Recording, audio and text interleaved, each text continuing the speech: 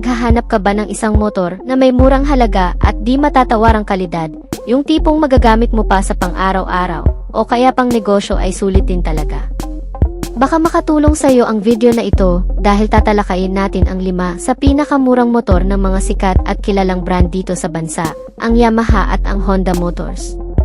Bukod sa pagiging affordable ng mga ito ay sobrang tipid na rin itong kumonsumo sa gasolina at tamang-tama lang yan sa patuloy ng pagtaas pa ng presyo ng gasolina. Pero bago pa man natin ipagpatuloy yan, kung bago ka pa lamang po dito sa aking channel, baka naman kapatid kung pwede mo maklik ang subscribe button, pati na ang notification bell, para naman ma-update kita palagi sa mga video na gagawin ko pa.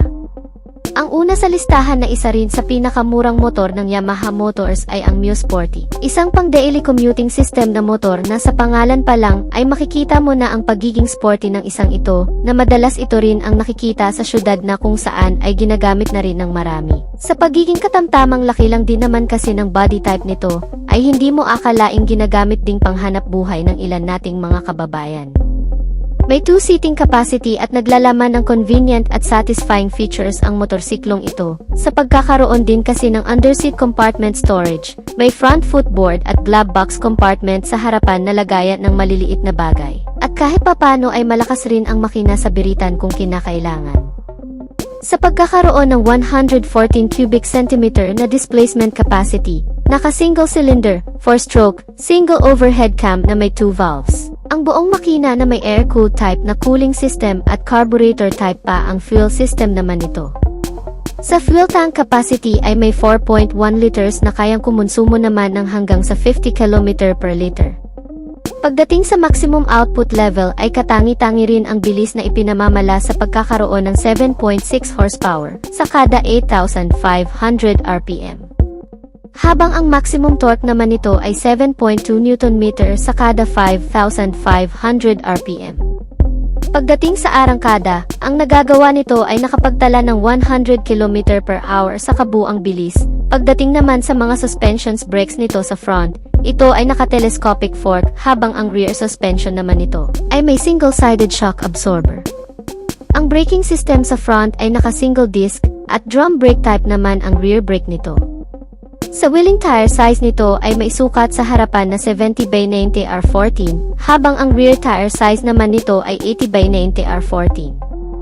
Ang mga ilaw nitong motorsiklo, sa front and rear ay naka-bulb type pa, ngunit pagdating naman sa kanyang dimensions, ang seating height nito ay may sukat na 745 mm na may kababaan lang. Kaya para sa mga lady rider ay pwede rin talaga dahil magaan lang din kasi ang timbang nitong motorsiklo na may 94 kg na kabuang bigat. Sa presyo ay kayang-kaya mo na rin na may kabuang halaga na 71,400 pesos dito sa bansa. Para naman sa pangalawang motorsiklo sa listahan natin, nagmula naman sa Honda Motors, ang Honda Beat. Isang motorsiklo naman ng Honda na very affordable package. Binuo ito sa bansang Japan at nagtala ng pinakamabentang motorsiklo sa kasaysayan. Ang pagiging automatic motorcycle scooter naman ng isang ito ang siyang nagpalakas pa lalo ng imahe nito sa marami, hindi nagkakalayo sa Mio Sporty ng Yamaha. Ang body size na napaka-reliable ding gamiting riding body, ginawa ito bilang pang-service sa araw-araw ng mga taong sawa na sa mainit na traffic sa kalsada. Ang pagiging maliit din kasi na klase ng motorsiklong ito ang tanging advantage nito dahil mas madali mong maisisingit at mas madali ring imanyobra. May kalakasan sa makina at may katipiran sa gasolina, complete package kumbaga. Kung naghahanap ka ng isang otomatikong motorsiklo ngayon, baka para sa'yo na nga ang motor na ito. Sa kabuang makina, ito ay powered by 110 cubic centimeter na displacement capacity, naka-single cylinder, 4-stroke, single overhead cam with 2 valves at naka-air-cooled type naman ang cooling system nito. Pagdating naman sa fuel system, ito ay naka-injected type na. Kaya pagdating sa patipiran ay mapapalaban ka talaga sa mahabang biyahe na kaya nitong gawin sa pagkakaroon ng fuel tank capacity na 4 liters ay kayang kumonsumo ng 60 to 65 km per liter. Ganyang katipid ang motor na ito kaya madalas ito rin ang tanging takbuhan ng mga delivery rider sa bansa na kahit papano ay may kalakasan na rin naman ang makina. Sa pagkakaroon ng maximum output na nakagagawa ng 8.68 horsepower sa kada 7,500 RPM, habang ang maximum torque naman nito ay 9.21 Nm sa kada 6,000 RPM. Pagdating sa average top speed ay nakagagawa din ng pinakamabilis na takbo na umaabot naman sa 95 km/h. Pagdating naman sa ibang mga bagay na meron ito, ay ang underseat compartment storage nito, may flat footboard at mga bulsa sa harapan. Naka-bulb type lang din ang mga ilaw nito na kahit papano ay kitang-kita ka na rin naman sa mga madidilim na kalsada. Pagdating sa suspensions at brakes sa front, ito ay naka-telescopic fork, habang ang rear suspension naman nito ay naka-single shock absorber. Ang braking system naman nito sa front ay naka-single disc, habang naka-drum brake type naman ang rear brake nito. Sa kabuang sukat ng seating height, ito ay may 740mm, hindi ganun kataas, kaya kahit 5 flat ka lang ay kayang-kaya mo ito. Ang buong bigat ng motorsiklong ito ay nasa 93 kg, mas madaling imanyobra at isingit-singit. Sa kasalukuyan ay may tatlong klaseng variant ang motorsiklong ito, ang Fashion Street, ang Street, at ang Premium na ISIS version. Madalas na napapansin lang na magkakaiba ang mga ito ay sa mga decals at design pang external. Sa kabuang presyo, ito ay nagkakahalaga ngayon mula sa 70,900 hanggang sa 73,900 pesos. Para naman sa pangatlong motorsiklo na sobrang mura na rin ang halaga, ito ay nagmula pa rin sa Honda, ang TMX 125 Alpha, isa rin sa pinakamatatag na classic bike ng Honda. Ang TMX 125 Alpha na kung saan ay pinagkakatiwalaan na rin ng marami pagdating sa pagiging malakas at tibay ng makina na kayang gawing panghakutan kung kinakailangan. Kung naghahanap ka ng budget-friendly na motorsiklong pang negosyo, isa rin siguro sa ma-advise ng marami ang motorsiklong ito, dahil bukod sa pwedeng lagyan ng sidecar, ay napakainam din talagang gamiting pang daily commuting system. Tumatagal din talaga ang kalidad ng motorsiklong ito, gaya ng iba na ginawang pang-deliver sa araw-araw. Ang pagiging klasikong design na sinamahan ng mga features na kahit papano ay hindi na rin naman napag-iiwanan.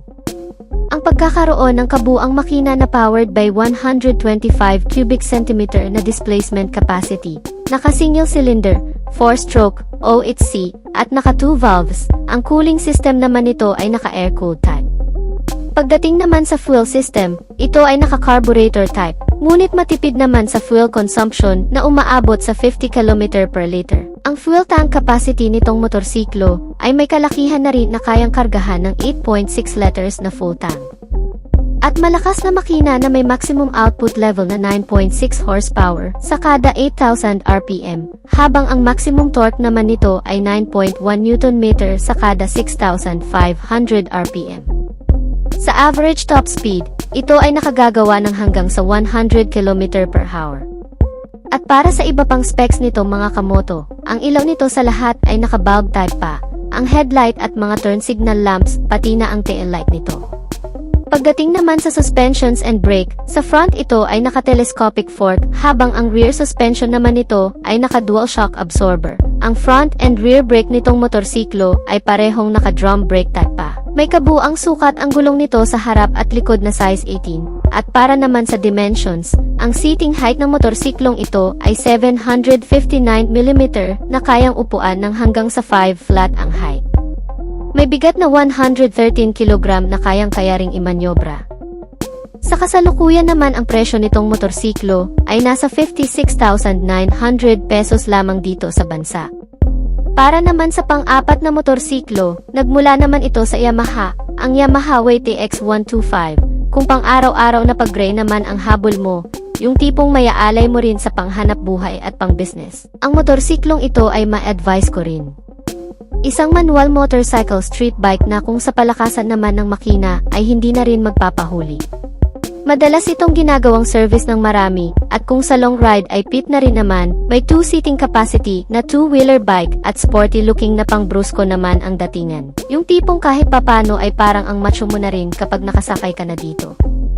Gawang Japanese manufacturer na din, kaya kung sa tibay at tatag ng makina ay mapagkakatiwalaan mo na rin itong Yamaha WTX 125. Isang manual motorcycle street bike na pagdating sa kabuang makina. Ito ay powered by 125 cubic centimeter na displacement capacity, naka-single cylinder, 4-stroke, Single overhead cam, with 2 valves, naka-air-cooled type naman ang cooling system nito. Pagdating naman sa fuel system, ito ay naka-carburetor type pa, na may fuel tank capacity na malaki-laki na rin na 7.6 liters ang full tank, kayang kumonsumo naman ng hanggang sa 52 km per liter. At sa iba pang detalye, kung sa lakas ng makina naman ang pag-uusapan, ito ay may maximum output na 8 horsepower sa kada 7,000 RPM. Habang ang maximum torque naman nitong motorsiklong ito ay 10.2 Nm sa kada 4,500 RPM. May kabuuang bilis na umaabot naman ng hanggang sa 105 km per hour. Kung bibilhin mo ito para kabitan ng sidecar at gawing tricycle ay pwedeng-pwede rin talaga. Sa lakas ng arangkada, kahit pa 6 na tao ay kayang dalhin ito. Pagdating sa suspensions at brakes, sa front, ito ay naka-telescopic fork, habang ang rear suspension naman nito ay may 4 na shock absorber with cold spring na nakasama. Huwag na kayong magtaka, dahil pangkargahan talaga ang motorsiklong ito. Pagdating naman sa braking system, sa front and rear, ito ay parehong naka-drum brake type na may seating height naman na 800 mm, ang kabuang taas at ang buong timbang naman ng motorsiklong ito ay 114 kg at may kasalukuyang presyo na umaabot ngayon sa 52,900 pesos. Very affordable na motorsiklong panghanap buhay na Weighty X125. Para naman sa panghuli, ang panglimang motorsiklo na nagmula naman sa Honda, isang motorsiklo na sobrang tagal na ring namamayagpag sa bansa, ang Honda Wave 110 Alpha. Ang isa sa ipinagmamalaki rin ng Honda pagdating sa larangan ng pinakamatibay at matipid na motorsiklo na ginawa rin sa bansang Japan. Itong Honda Wave 110 Alpha, isang affordable commuter bike na pambato ng Honda bilang isang underbone category at naglalaman ng iba't ibang bagay na nakatutulong sa pagiging reliable nito. Matagal nang ginagamit ng mga Pilipino mula pa sa kauna-unahang modelo nito na hanggang ngayon ay may ilan pa rin ang namamayagpag sa actual road riding. Kung isa ka sa nagkaroon ng unit na to ay masasabi mong may perpektong motor ka na rin kahit papano dahil sobrang tibay talaga. Batay nga sa mga nakakilala natin na nagkaroon ng motorsiklong ito ay mga ilang taon na ring nakakasama sa pang-araw-araw na nagagamit magpahanggang ngayon, ngunit ano pa nga ba ang meron sa motor na ito? Ang pagkakaroon ng kabuang makina na powered by 109.16 cubic centimeter na displacement capacity, naka-single cylinder, 4-stroke, overhead cam, at air-cooled type naman ang cooling system nito. Pagdating sa fuel system, ito ay naka-DCOCDI at carburetor type pa, ngunit matipid na rin namang kumonsumo sa gasolina. Pagdating sa fuel tank capacity, ito ay may abot kayang laki ng tangke na umaabot sa 3.7 liters. At kayang kumonsumo ng hanggang sa 55 km per liter. Ang makina nitong motorsiklong ito ay may kalakasan na rin. Pagdating sa maximum output, ito ay nakagagawa ng 8.1 horsepower sa kada 7,500 RPM, habang ang maximum torque naman nito ay nasa 8.46 Nm sa kada 6,000 RPM. Kaya pagdating sa buong bilis, ito ay nakagagawa lang din naman na umaabot sa 90 km per hour.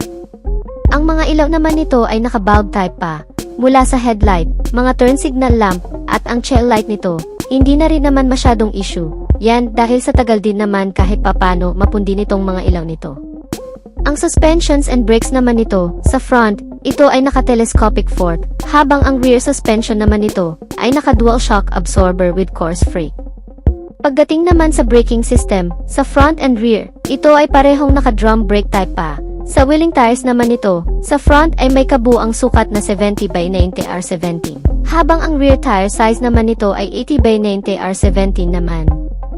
Ang motor na ito ay may seating height na hindi ganun kataas, na may kabuang sukat na 765 mm, at kabuang timbang naman na umaabot sa 95 kg.